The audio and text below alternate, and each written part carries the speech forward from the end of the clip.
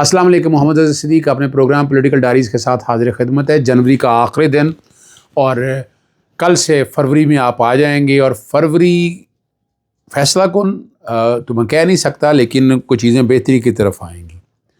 عمران ریاض کہاں ہے، اور جو ان کے بارے میں جو بہت سے لوگوں نے بہت سی باتیں کہیں، وہ ساری کیا صحیح تھی؟ ذرا تر باتیں ہی غلط تھی اور مس لیڈنگ تھی۔ اس پہ گفتگو کروں گا آج میں۔ عمران خان نے علی امین گنڈا پور کو کون سے اہم ٹاسک دے دیے، اور کیا کوئی ججز استعفے دینے جا رہے ہیں؟ یہ بہت ہی عام معاملہ ہے، اور آپ کو پتہ ہے کہ اسلام آباد ہائی کورٹ کے چیف جسٹس کو تعیناتی کے مسئلے کے اوپر وکلا میں بڑی اضطرابی کیفیت ہے، ججز میں بہت اضطرابی کیفیت ہے، اور کیا کچھ ہونا ہے چلیں بتائیں گے۔ پہلی تو بات ہے کہ عمران ریاض برطانیہ پہنچ چکے ہیں۔ کس شہر میں ہے، کہاں ہے، میں پتہ نہیں ہم لوگ کیوں انٹرسٹڈ ہیں اس حوالے میں۔ انہیں سیف اینڈ ساؤنڈ کو چیزوں کو دیکھ لینا چاہیے۔ پہنچ گئے ہیں وہ، اور جس تکلیف اور دو مہینے جس تکلیف سے جہاں سے نکل کے، یعنی جب امریکہ کے بارے میں افواہ چلا دی گئی، وہ کتنا نقصان ہوا وہ آپ سب لوگوں کے اندر، یعنی اس میں رول بہت سے لوگوں نے پلے کیا ہے، لیکن نہ کوئی صحافی، نہ کوئی قریبی آدمی، نہ کوئی یہ چھوڑ دے جن لوگوں نے بھی ایک رول پلے کیا ہے، جو انفارمیشن ہم لوگ دے سکتے تھے یا انفارمیشن کہیں سے آنی تھی۔ ہم عمران ریاض کی حفاظت سب سے ضروری تھی، اور یہ حقیقت ہے۔ صابر شاکر سے رابطے میں تھے، یعنی آپ اس کو پتہ نہیں، میری سمجھ سے باہر ہے کہ کیوں آپ چاہتے ہیں کہ حالات بنائیں، اور برطانیہ سیفسٹ جگہ ہے۔ جب مسقط عمان جانا ہوا تو میں نے بڑی وضاحت کے ساتھ کہا تھا کہ 3 دن سے زیادہ ٹھہرنا نہیں ہوا۔ جس کسی نے مجھے انفارمیشن دی میں نے ایسے ہی آگے پاس آن کر دی۔ پھر وہ جہاں سے گھومتے ہوئے باقاعدہ، یعنی یہ ویزا ایسے نہیں لگا، کوئی آسان نہیں ہوا، وہ آئلٹس وغیرہ ہوا، باقاعدہ پروسیسنگ ہوئی، ویزا اپلائی ہوا، ایسے ہی کام نہیں ہوا۔ جو یہ کہہ رہے ہیں کہ پتہ نہیں وہ آسمان سے وہ اپنا پتہ نہیں اڑ کے آ گیا، وہ ڈنکی شنکی، یار خدا را نہیں ہے، قانونی کام ہے سارا، اور جو امیگریشن لاز جس طرح کہتے ہیں اس کے مطابق پہنچے ہیں، اور شکر الحمدللہ خیر و عافیت سے ہیں، کچھ زیادہ چیزوں کی طرف بھی نہیں۔ اور میرا نہیں خیال ہے کہ ابھی عمران جب چاہے گا خود سامنے آئے گا کس جگہ ہے جہاں بہت سے لوگوں کے مجھے فون آئے، میں نے انہیں کہا وہ جگہیں آپ چھوڑ دیں اس بات کو، وہ جہاں کہیں بھی خیریت سے ہے اور ماشاءاللہ بہتر ہے۔ عمران خان نے وزیر اعلیٰ علی امین گنڈا پور کو جو 3 عام ٹاسک سونپ دیے ہیں اس پہ گفتگو ہونی چاہیے۔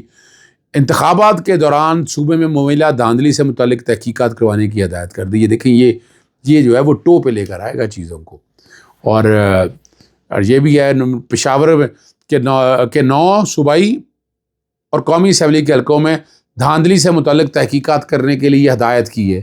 تیمور سلیم جھگڑا کا صوبائی حلقہ اور نور عالم خان کے قومی اسمبلی کے حلقے شامل ہیں، اور خیبر پختونخوا کابینہ 9 مئی کے حوالے سے تحقیقات کی آپ کو پتہ ہے کہ منظوری یہ پہلے دے چکی ہے۔ پشاور ہائی کورٹ کے چیف جسٹس کو ایک بار خط بھی لکھا جا چکا ہے لیکن نہیں آیا، اور اگر جوڈیشل کمیشن تشکیل نہیں دیتا، اگر پشاور ہائی تو پھر ریٹائرڈ جج کی، اور یہ بنا سکتے ہیں، اختیار ہے کمیشن بنایا جائے، اور یہ بھی کیا گروپ بندی ختم کرنے کی، اور یہ گروپ بندی ختم ہونی چاہیے۔ جو کنفیوژن جو ہے جنید اکبر کے ساتھ لے کر تعاون کر کے اسے کامیاب کرنے کی ہدایت کی ہے۔ عمران خان نے واضح کہہ دیا کہ جنید اکبر کی ناکامی کی ذمہ داری گروپ بندی کرنے والے عائد ہوگی۔ اور دیکھیں یہ بڑی وضاحت کے ساتھ جو عمران خان نے کہا ہے یہ بڑا ضروری ہے۔ اچھا، ایک بات جو میں نے شروع میں کہی ہے کہ آپ کو کھچڑی پک رہی ہے، چیف جسٹس یحییٰ فریدی سے اسلام آباد ہائی کورٹ کے 2 ججز کی ملاقات ہوئی، جسٹس محسن اختر کیانی اور جسٹس سردار اسحاق خان نے ملاقات کی چیمبر میں۔ ہائی کورٹ کے 2 ججز کی چیز سے ملاقات کے بعد ایک پھر جو بات سامنے آ رہی، کوئی استعفوں کی بازگشت سنائی جا رہی ہے۔ اسلام آباد ہائی کورٹ میں بڑی پیش رفت کا امکان ہے۔ دیکھیں میں استعفوں کے سخت خلاف ہوں۔ جو ہارڈ لائنر کو چھوڑیں، جو میرٹ اور ایمانداری سے کام کرتے ہیں وہ اپنی جگہ، انہیں چھوڑ کے نہیں جانا چاہیے، انہیں یہیں میدان میں رہ کے لڑائی لڑنی چاہیے۔ بھی لڑائی تھوڑی سی لمبی ہے، یعنی افتخار چودھری کے دور میں وہ کتنی بڑی لڑائی لڑی تھی، وہ اپنی جگہ ہے۔ تو یہاں بھی میں تجویز نہیں کرتا، جسٹس عادل حسن کے استعفے سے میں اتفاق نہیں کرتا۔ میں اس وقت بھی آپ کو کہا تھا جسٹس شاہد امیل سے کے استعفے سے میں نہیں اتفاق کرتا کہ استعفیٰ نہیں دینا چاہیے۔ استعفیٰ دینے کا مطلب ہے بھاگ جانا میدان میں۔ ابھی ویٹ تو کریں، جو بھی حالات ہے 26ویں آئینی ترمیم کی اگر اصل شکل سامنے آ جائے، نہیں ہوگا تو پھر آپ دیکھ لیجیے گا، جیسے بھی ہونا ہے۔ بھی آئینی ترمیم ہم چیلنج کی ہوئی ہے ہم نے، اور ہماری کوشش ہے کہ وہ سیٹ اسائیڈ ہو، اور اس کے لیے ہماری کوششیں بڑی واضح طور پر چل رہی ہیں، اور کوشش ہماری یہی ہوگی کہ وہ کسی منطقی انجام کی طرف جائے۔ حامد رضا صاحب نے جو بات کہی ہے کہ ان کی ایم این اے پر شدید دباؤ ڈالا جا رہا ہے، استعفیٰ دو یا پی ٹی آئی چھوڑو. MNA میاں غوث 24 گھنٹے مسنگ رہے. پھر چھوٹی گرفتاری ڈالی گئی. خواجہ شیراز کو اہلیہ کے منہ پر گن رکھ کر اغوا کیا گیا. عظیم لکھوی کو بھی مزید 15 دن مسنگ کے اس لیے رکھا گیا کہ ان کے چہرے اور جسم پر ٹارچر کے گہرے نشانات تھے. یہ جو بات کہی ہے سردار حامد رضا صاحب نے، میرا خیال ہے یہ پولیٹیکل وکٹمائزیشن کا ایلیمنٹ اب ختم ہونا چاہیے. جو باتیں ساری سامنے آ رہی ہیں، جو باتیں وہ بتا رہے ہیں، میں تو وہی باتیں سب کے سامنے رکھ رہا ہوں جو میرے سامنے چیزیں آئی ہیں. اور بڑی تکلیف دہ بات ہے. یہ مملکت پاکستان ہے، بنیادی حقوق ہے، یہاں بنیادی حقوق کا تحفظ فراہم کر رہے ہیں. عدالتوں کو خاموش نہیں بہنا چاہیے. آرٹیکل 184(3) کے تحت اختیار لے لیا گیا ہے. اب براہ راست آپ سو موٹو لے نہیں سکتے. پہلے بینچ کے پہلے جائے گا، آج خود چلے درخواستیں تو دائر کرے نا، وہ بیٹھ کر فیصلہ ہو. اور یہ جو مرضی کے کام ہو رہے ہیں، یہ دیکھنے والی بات ہے. اور آنے والے دنوں میں آپ بہت سی تبدیلیاں پازیٹیو دیکھ رہے ہوں گے. میں بتا دوں آپ کو، عدالتیں انصاف دے رہی ہیں. اب اگر عدالت اور کئی بہادر ججز ہیں وہ ذرا تھوڑے سے ڈسٹرب ہیں کہ کیا آرڈر پاس کرے. میں تو آج بھی سمجھتا ہوں انہیں اپنے ضمیر کے مطابق آرڈر پاس کرنے چاہیے.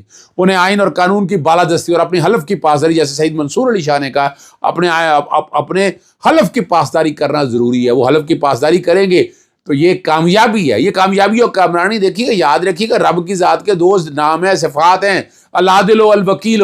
عدل دینے والا یہ رب کی صفت ہے. رب کے دیے ہوئے اختیارات تفویض کیے ہوئے اس کے مطابق یہ کام کرتا ہے. تو جج کے اوپر دو رائے احتساب ہے. یہ بتا دوں، میں ڈرتا ہوں یہ بات کرتے ہوئے، لیکن میں ہمیشہ کہتا ہوں دو رائے احتساب ہے. ایک احتساب تو ایک عام آدمی کے حساب سے، جب دوسرا احتساب وہ ایک جج کے حساب سے. یعنی آپ کسی کو قتل کرنے کا مسئلہ بنا دیں، آپ کسی کے حق مار لیں، آپ کے فیصلے سے حق مارے گا. آپ قصورور تو آپ ہیں.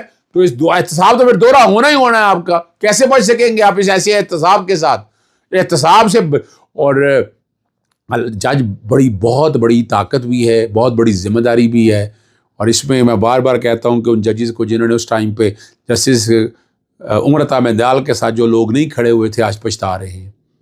اور جسٹس عمر عطا بندیال نے وقت سے پہلے بتا دیا تھا ان کو. لیکن ہمیں جو نظر آ رہا ہے کہ یہ کیا ہو رہا ہے، یہیں سے آپ اندازہ لگا لیں. اگر حالات اور واقعات اچھے ہوتے، مناسب ہوتے، تو کیا ایسا کچھ ہوتا؟ بالکل ایسا نہ ہوتا. لیکن ججز اصولوں پہ کھڑے ہوں، لڑیں. خدا را نوکری مت سمجھیں یہ نوکری ہے. آپ رب کے تفویض کردہ اقدامات کر رہے ہیں. ایک معاشرے میں انصاف قائم کرنا ہے آپ نے. یہ سیاسی معاملات میں جو زیادتیاں ہو رہی ہیں، کیا یہ زیادتیوں کا سارا عمل اسی طرح چلتا رہے گا؟ اس طرح تو نہیں ہو سکتا نا نظام. اس طرح نہیں تو حالات واقعات چل سکتے. لیکن یہ نظام جس سمت میں چل رہا ہے، یہ مناسب نہیں ہے. میں اسی لیے آواز اٹھاتا رہتا ہوں. ہمارا بھی کام یہی ہے، اس بات کو اٹھا رہنا. اور جنٹری بیچ کے حوالے سے جو ٹرمپ کے بیٹے نے 2016 میں بتایا تھا کہ ہمارا اس شخص سے کوئی لینا دینا نہیں، اور ٹرمپ کی فنڈ ریزنگ کی تھی، ٹکٹیں بیچی. ٹرمپ کے بیٹے نے اس وقت کہا کہ فراڈ کیا ہے. فراڈ کہا. امریکی عدالت سے فراڈ حقائق چھپانے کے جرم میں 8 لاکھ جرمانے پر چھوٹی بینکرپسی فائل کی. سمجھ سے بالا تر ہے کہ یہاں اربوں ڈالر کی سرمایہ کاری کیسے کریں گے.